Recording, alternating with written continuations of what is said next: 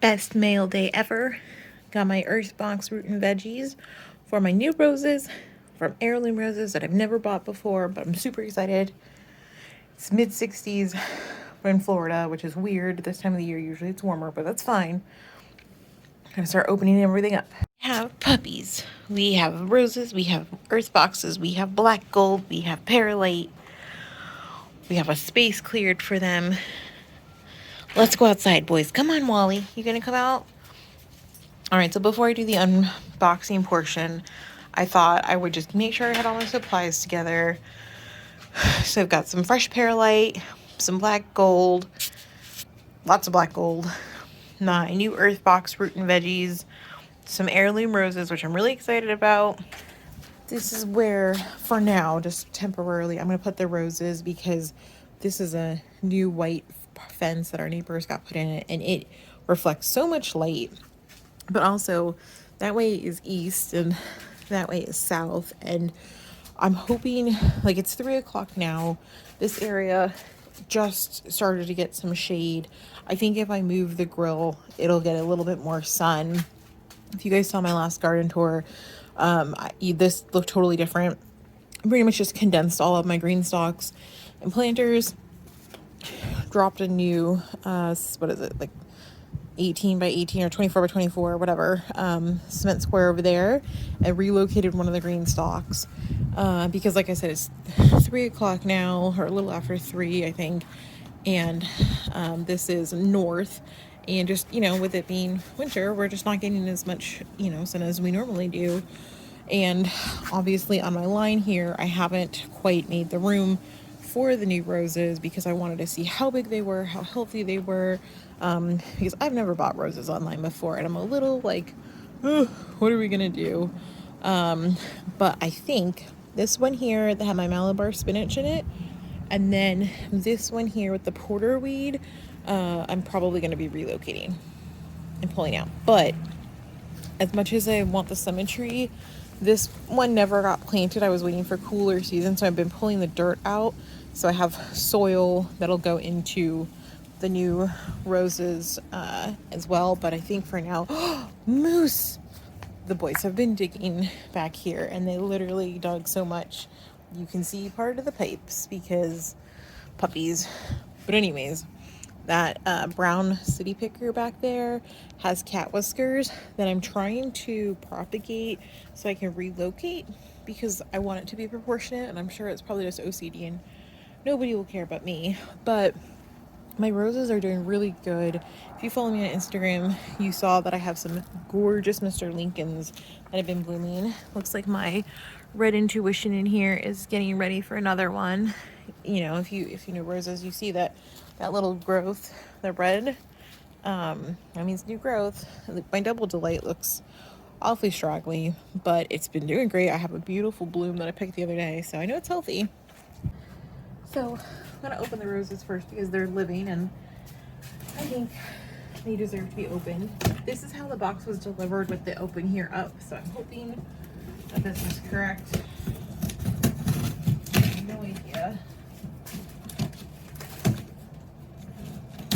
And maybe as a noob rose garden purchaser of online plants, it's just me, but I had a really hard time on their website trying to figure out what size roses we were getting. So this is interesting. First time ordering roses online. You guys don't need the packing slip, but I'll show you what it looks like. So let's make sure you guys can see in here. So we have neighbors who just started working on their lawn, so I'm going to go ahead and set the earth boxes in the meantime. Okay, so now that we can get back to it, I haven't even checked in here. Let's see. This little guide.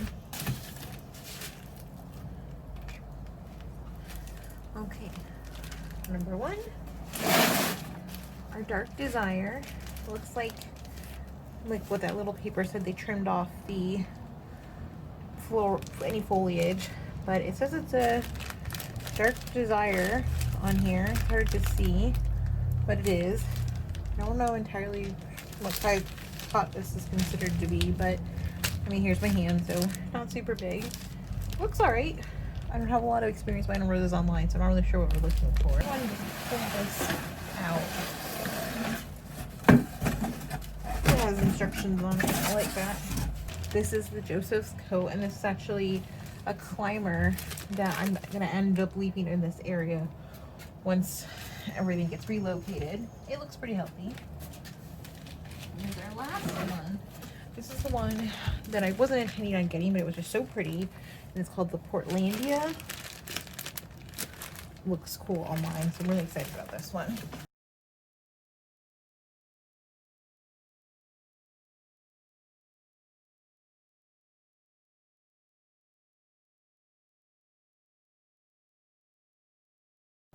I'm using my Earthbox Root and Veggies again because these are pretty small roses, and my other roses that are in here do really well because I have them on the automatic watering system.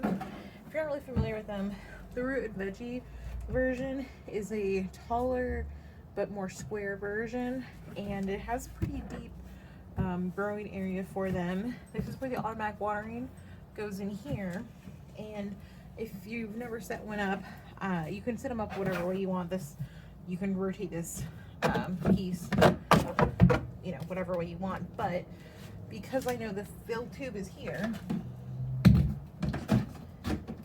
I put it on this corner because I want my automatic watering system wiring to go in the back, and I want the drainage hole to be visible so I can tell if it's getting too much water or it's uneven.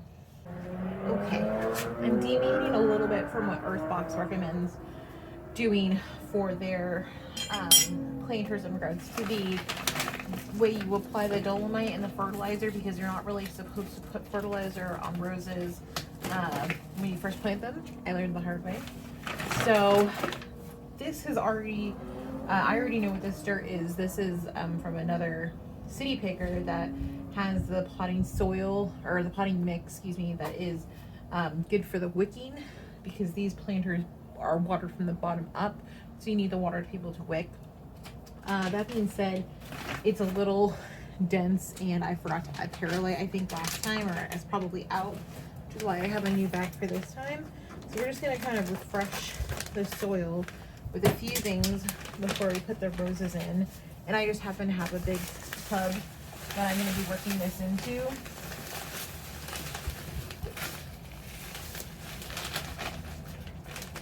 Hey, yo, puppy, you helping me? Yeah, it smells real good. Yeah, we're gonna mix all this up.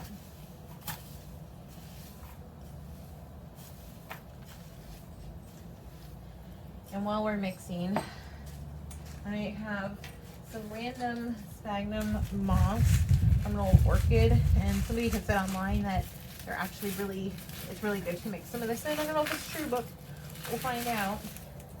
What are you sillies doing? Hi, you helping me, Pinkies? Yeah, you're helping. Thank you. You guys are helping so good. Of course, puppies are here. Oh, what did you just...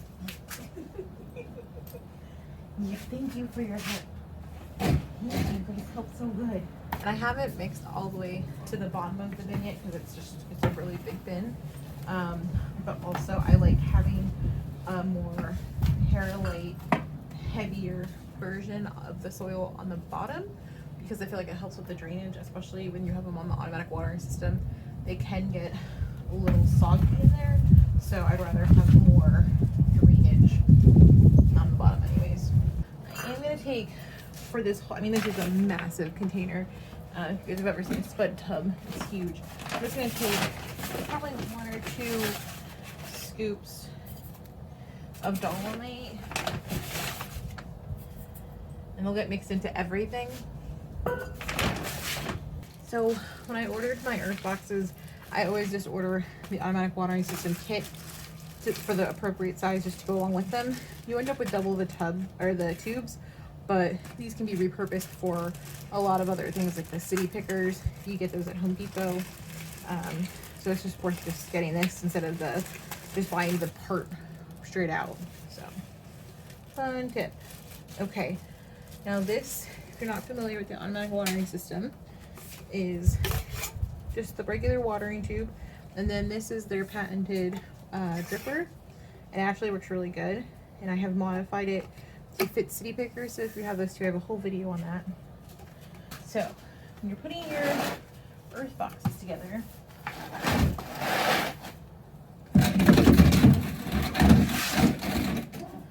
first thing you do is always put your tube in, so you make sure that you can kind of just shape around it. And then the first things we're gonna do, I'll show you on this bin, is we're gonna fill these pockets, because that's how the water is gonna wick up. Okay, I'm gonna just go ahead and fill this really quick, and then I'll show you when I'm done. You guys know how to fill a planter, you don't need to see step by step. We're on the first one here. Got the puppy helpers over here supervising, and just so you guys can kind of see, I'm at the just below that first I'll say decorative border, but I'm sure it's an official measurement.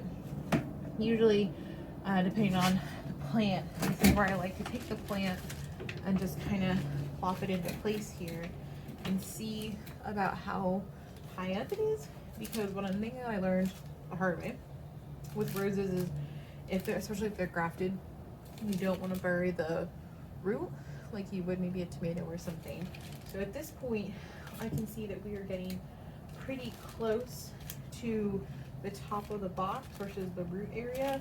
So I'm probably only gonna put a little bit more in, and then we'll put this plant right on top just for the time being, so we can see how it settles in, and then we'll fill in around the edges. Okay. Now, the first one that I'm gonna grab is this one. I don't even remember which one it is. It's just the closest one that I had here. I'm gonna just cut them open. It was the Joseph Coates one.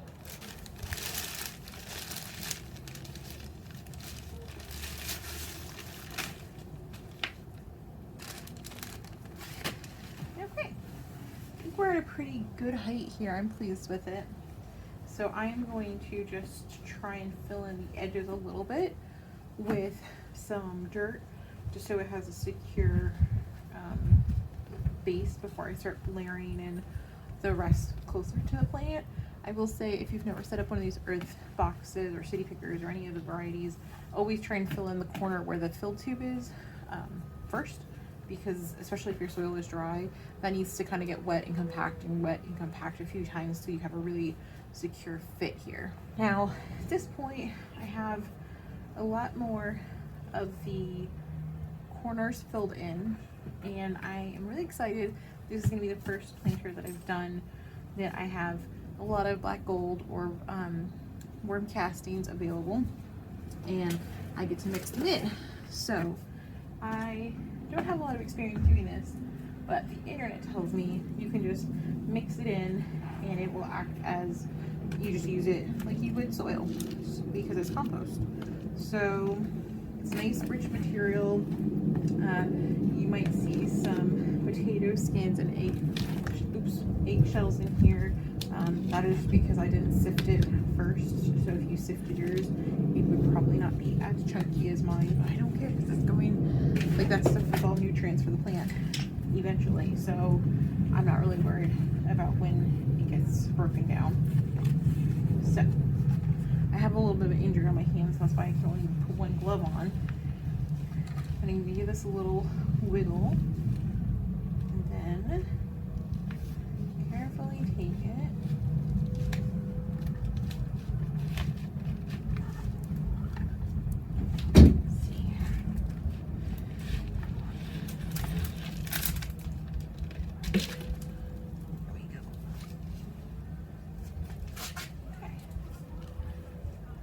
I was worried about how dry these would be, since they were in, like, I'm in Florida, and these shipped from, I think, Oregon or something, Seattle, Washington area. I'm not entirely sure where they shipped from, but the other side of the country. So they've been in transit for 7 days before they got here, and I'm really pleased with how they were packaged. The plants have plenty of water. The moisture levels are really good. I can tell they didn't dry out, so that's good. So we're gonna get Joseph's coat all packed in here, and I am going to make sure not to put any soil near the very center. I've learned that that is also a bad idea. So I will be doing my best to keep soil only along the outsides here, just to bring it up to the same level. I'm just kind of level it off. Don't eat my dirt. Hey, hey. Leave me do it.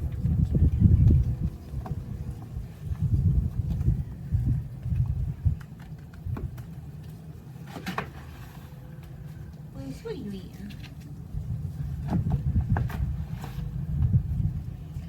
Hey, what you eat? You eat my dirt? You eat my dirt.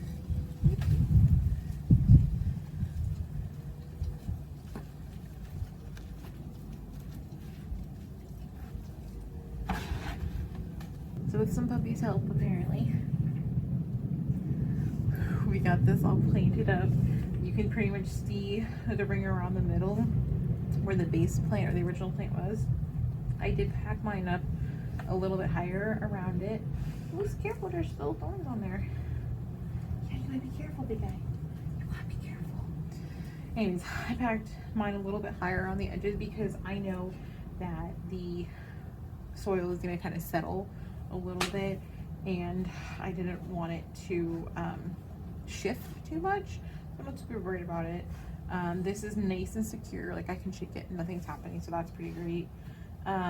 This is all very wet, so I am probably not going to add any water to it tonight, only because it might be getting a little cool and I don't want a lot of just standing water in there for it.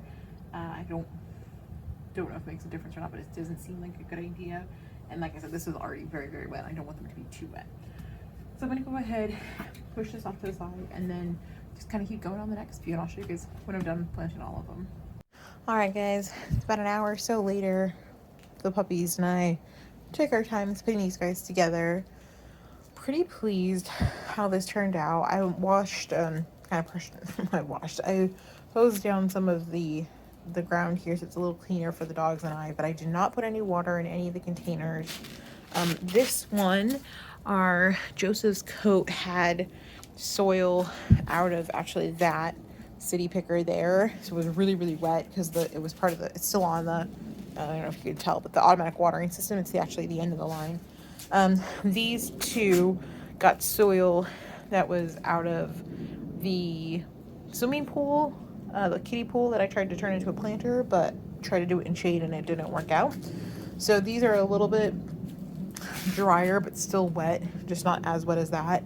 But given tonight's temperatures, I didn't want to put more water on them or anything right now. I don't think it's going to be too cold for them, especially coming from Oregon, but better safe than sorry. So now that they're in, I did the same thing on all of them. I just planted. You can see really well where the rings are of where their plant is versus where the soil that I added. But I'm not a rose expert. These are, oh gosh, let's see, rose number 7, 8, and 9, I think, for me. Yeah, I think so. Because I have a Granada, a Double Delight, and a Red Intuition right now. Those are the ones that and a Mr. Lincoln. That's right, I have a Mr. Lincoln. And so that's 1, 2, 3, 4. I have killed by accident in learning process a Neil Diamond and a Pink Intuition. So yeah, this is 7, 8, and 9 for me. So this is my 7th rose, is a Joseph's coat.